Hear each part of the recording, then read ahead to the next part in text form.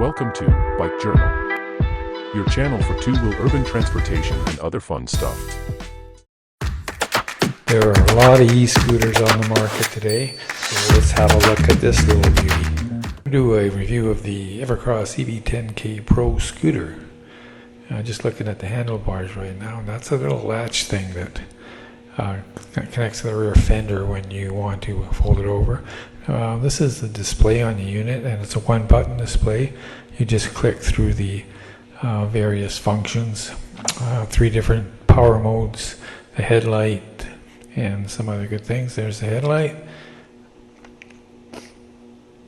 And there's also an app that comes with it that allows you to control everything on the scooter as well as allowing you to do some other things. But simply holding down or long pressing that button will turn on or off the unit, just like that. Okay, there's the front wheel motor. I'm just holding on to the throttle as I'm lifting it up. And this is the back of the scooter. It's got a tail light and also works as a brake light. And it also has 2 very bright signal lights, which I have never used so far, but they're there. I guess if you were in a busy downtown area, they would come in handy. And to fold the bike up, simply the clasp folds down, the handlebars fold down onto a catch. You lock it into the catch and lift it up, and you can carry it wherever you want. There's just another picture of the catch, bright reflector on the side, and disc brake on the rear. There is a brake in the front also.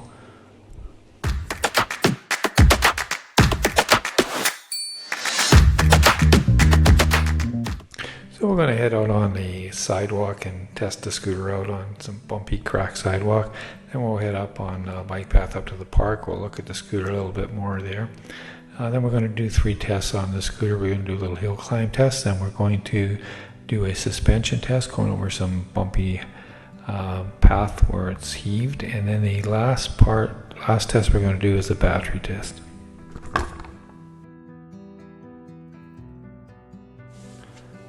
Well, we made it down to the park here, so let's just go over a few more things about this scooter. First of all, the app that comes with it, it can lock or unlock the e-scooter. For your security, it can turn off or turn on cruise control, so you may not want cruise control, so you can turn it off within the app. You can adjust the speed modes in the app, and there is riding data available in the apps.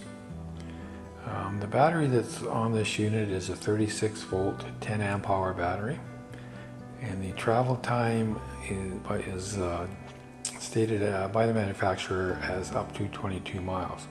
The battery has high temperature protection and overcharge protection.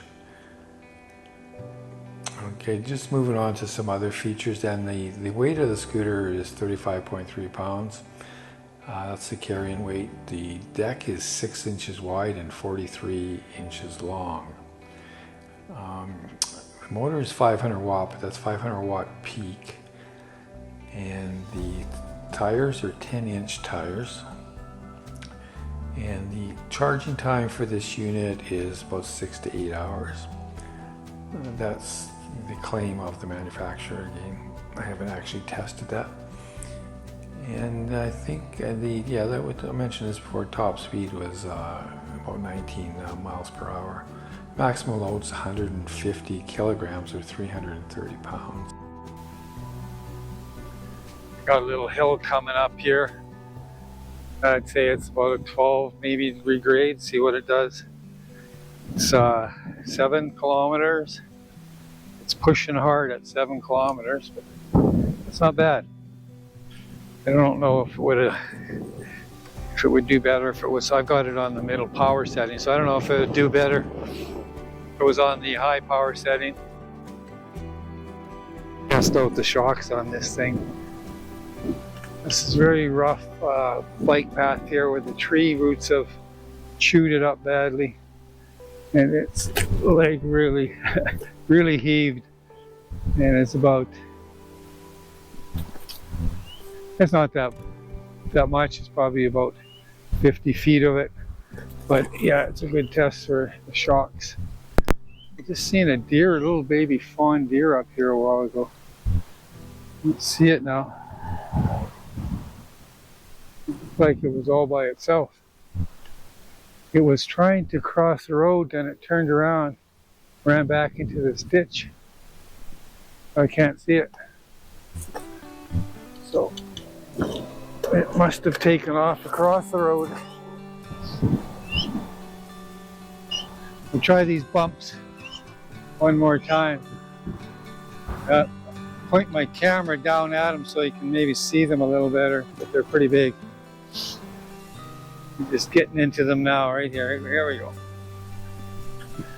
If you weren't aware of them and you were on this scooter and you were flying down here at 20 miles an hour, that might be a time that you could fall. Like, it's very, very in need of repair.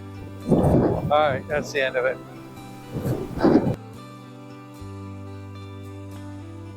For the battery test, I was going to take the scooter for a long ride and drain the battery from a full charge.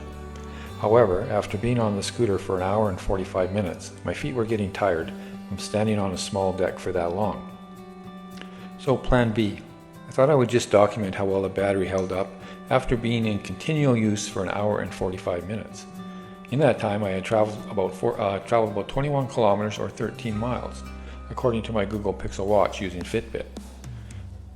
There was a full 2 battery bars left out of 5 on the battery meter. It had just come off 3 bars. I was riding on D mode, which is the middle power setting. My weight is 180 pounds or 82 kilograms. The terrain was mostly flat. From my observations, I concluded that I should be able to travel yet another 8 to 10 kilometers or 5 to 6 miles, bringing the total distance to about 29 kilometers or 18 miles. That is if the 2 remaining full bars are proportional to the first 3 bars, and considering that you are likely to lose some power when the battery gets low. I find the battery range to be very satisfactory. I think the range far exceeds my personal tolerance for standing on a scooter deck. I give the scooter battery range 5 out of 5 stars.